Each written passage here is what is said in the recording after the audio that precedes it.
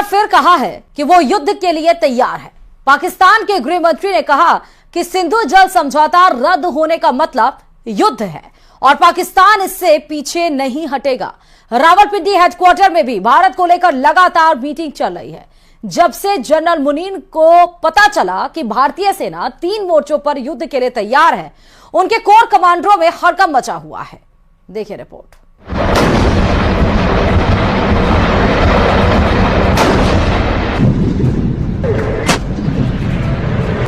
भारत के दुश्मनों को 3 तरफ से घेरा जा रहा है।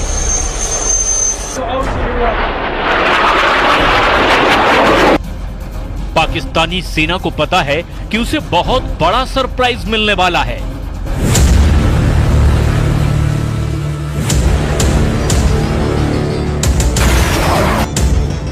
क्योंकि पहलगाम में पाकिस्तान के आतंकियों ने जो किया उसकी माफी नहीं, सजा मिलेगी और वो भी सजाए मौत मिलेगी।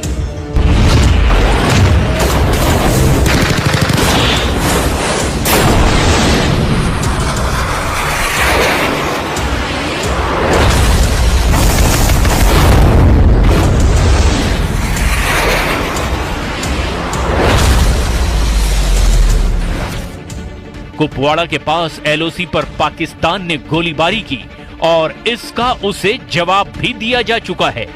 रिपोर्ट है कि अगर पाकिस्तान ने 600 गोलियां चलाई तो भारत ने इसके जवाब में 1300 राउंड फायर कर दिए। यानी पाकिस्तान को एलओसी पर जवाब मिलना शुरू हो गया है। पाकिस्तान के हर अटैक के बदले डबल काउंटर अटैक हो रहा है।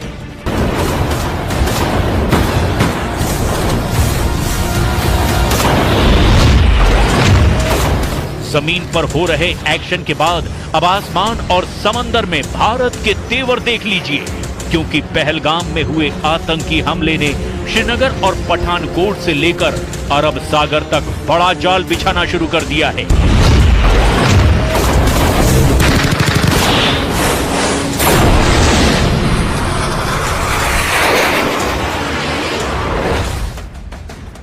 एलओसी से लेकर भारत और पाकिस्तान के बॉर्डर और साथ में अरब सागर तक हाई अलर्ट है। भारत के सबसे खतरनाक हथियार एक्टिव कर दिए गए हैं। एलओसी पर भारत की फौज अलर्ट है। पंजाब और राजस्थान सेक्टर में बीएसएफ की कड़ी निगरानी है और S-400 जैसे तमाम एयर डिफेंस सिस्टम भी अब 24 घंटे एक्टिव कर दिए गए हैं। भारत की टैंक रेजिमेंट भी अखनूर से लेकर गुजरात तक वॉर मोड में आ चुकी है। इस वक्त एयरफोर्स में 2 जहाज बहुत एक्टिव हैं और वो हैं सुखोई 30 MKI और राफाल, जो भारत के फ्रंटलाइन फाइटर माने जाते हैं। इन सब के बीच बड़ी खबर यह है कि पाकिस्तान का पहलगाम वाला एजेंडा फेल हो चुका है। नौसेना ने अपनी फायर पावर दिखाकर बता दिया है कि जो पाकिस्तान चाहता है वो कभी नहीं होगा। कि पहलगाम में आतंकी हमला भारत को बांटने की साजिश थी, जो पूरी तरह से नाकाम हो चुकी है। आतंकियों ने देश को बांटने की जो कोशिश की वो 48 घंटे के अंदर ही फेल हो गई।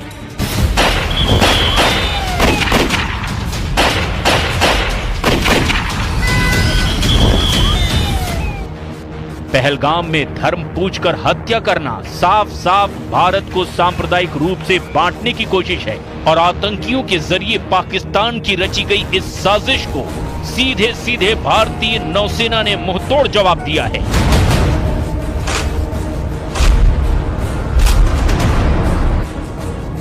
नौसेना की ओर से सोशल मीडिया पर तस्वीरें जारी करके बताया गया कि एकता में शक्ति है। एकता में शक्ति यानी भारत को धर्म के नाम पर बांटने वालों को ऐसा जवाब मिलेगा जिसमें उन्हें तबाह करने का सिग्नल भी है। इस तस्वीर में 5 डिस्ट्रॉयर हैं, 3 हैं विशाखापट्टनम क्लास और 2 हैं कोलकाता क्लास। ये दोनों तरह के डिस्ट्रॉयर भारतीय नौसेना के सबसे खतरनाक जंगी जहाज माने जाते हैं। नौसेना ने साफ बताया कि उसके वॉरशिप मिलकर दुश्मन से लड़ने के लिए तैयार हैं। दुश्मन के खिलाफ अब एक होने की जरूरत है, यानी मैसेज साफ है, बांटने वालों को अब बख्शा नहीं जाएगा।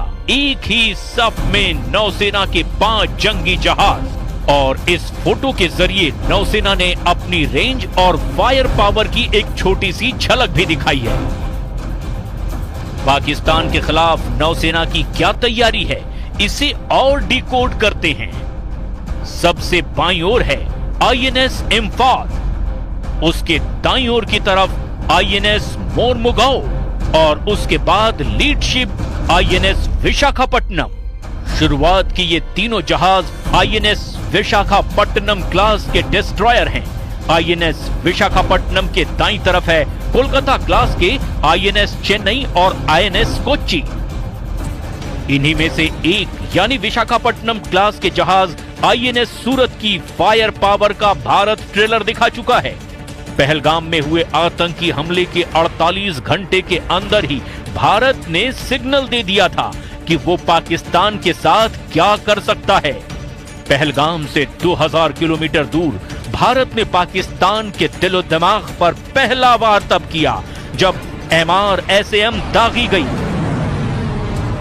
आईएनएस सूरत से भारत ने MRSAM यानी medium range surface to air missile launch करके बता दिया कि बदला लेने वाला इरादा कितना मजबूत है। 70 किलोमीटर तक आसमानी टारगेट को धमाके के साथ खत्म करने वाली इस मिसाइल ने अरब सागर में बड़ा सिग्नल दिया है।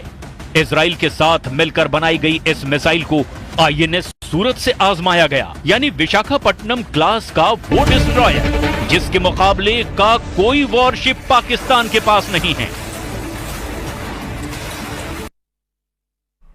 और पहलगाम में हुए बर्बर आतंकी हमले के बाद देश भर में आक्रोश का माहौल है। भारत के कड़े रुख को देखते हुए पाकिस्तान के हौसले पस्त हैं। पाकिस्तान भारत को युद्ध की धमकी दे रहा है, लेकिन वो ये भूल जाता है कि उसने कई बार भारत के हाथों मुंह की खाई। जोधपुर में प्रदर्शित यह टैंक पाकिस्तान की बुजदिली की जिंदा निशानी है।